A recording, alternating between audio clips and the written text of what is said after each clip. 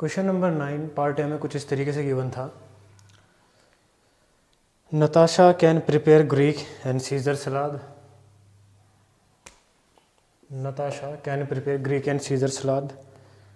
Vanya can prepare Greek and Russian. Vanya can prepare Greek and Russian. Sasha can prepare Caesar and Russian salad. ठीक है। Write down the names of girls in a row and the names of dishes in next रो।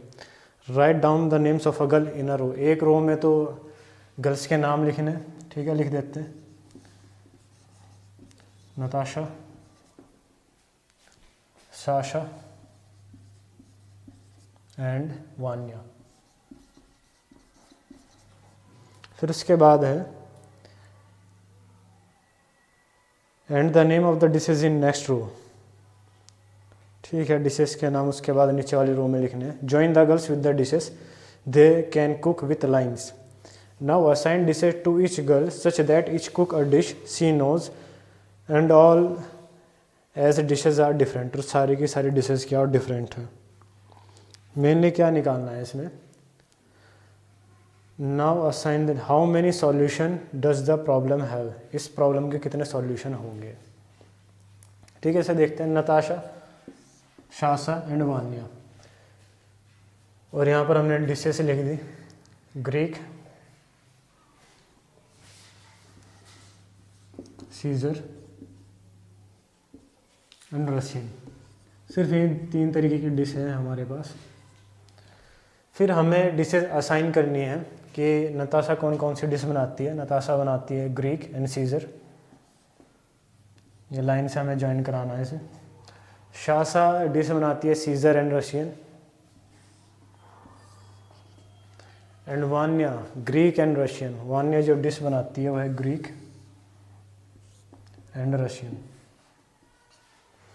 ये dish हमें इनको assign करनी थी, ठीक है, जो अलग से है।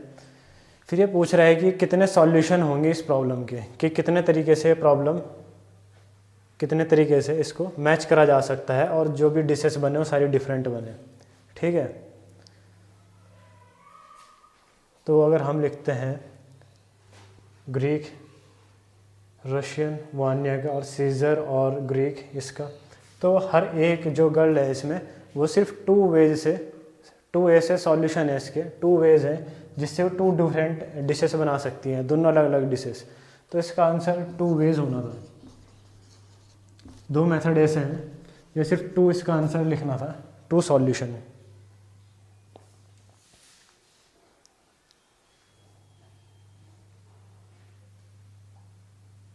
ठीक है, 2 सॉल्यूशन, ऐसे 2 सॉल्यूशन हमारे पास पॉसिबल है। सिर्फ 2 ही वेज से इस तरीके से डिश बना सकती हैं जो डिश इनके पास हो, टोटली डिफरेंट हो और ये बनाना भी जानते हो। ठीक है, तो ये इसका आंसर था और इस तरीके का एक फिगर इसमें बनाना था, इससे ज़्यादा इसमें कुछ नहीं था।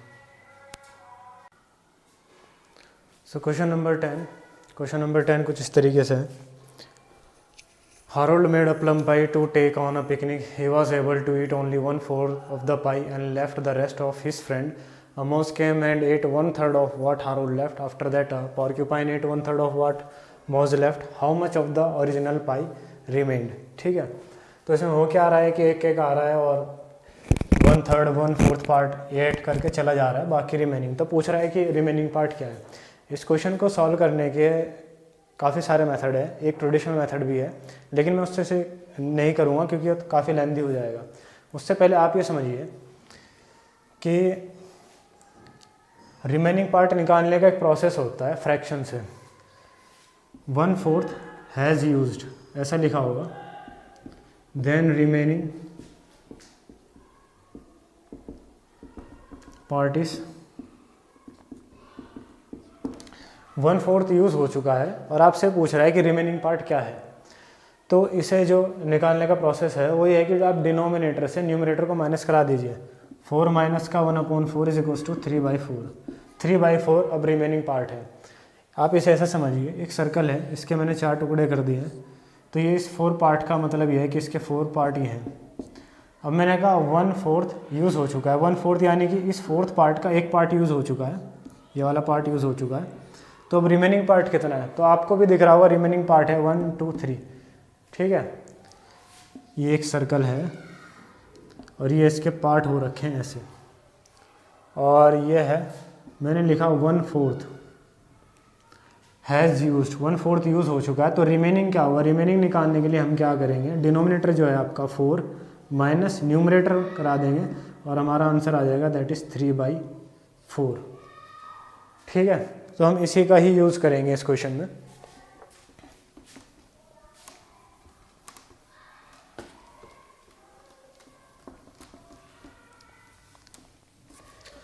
तो पहले मैं मान लेता हूँ कि जो मेरे पास ओरिजिनल क्वांटिटी थी प्लम पाई की वो x थी।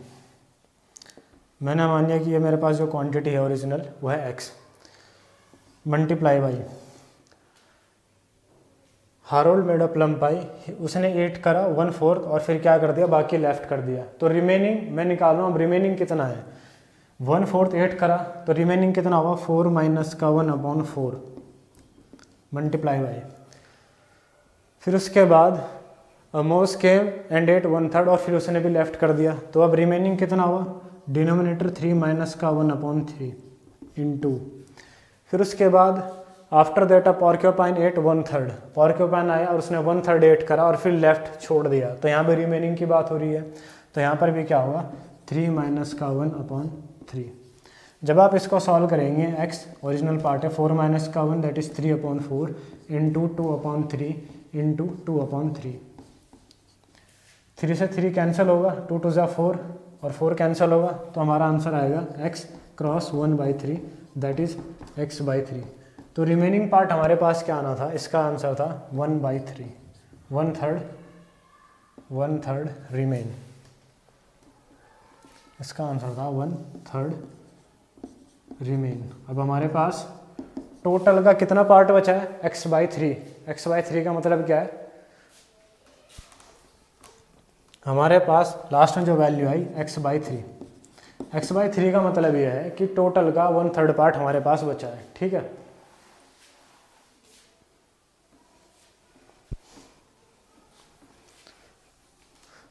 तो आई होप आपकी समझ में आया होगा, इसका आंसर 1/3 ही है।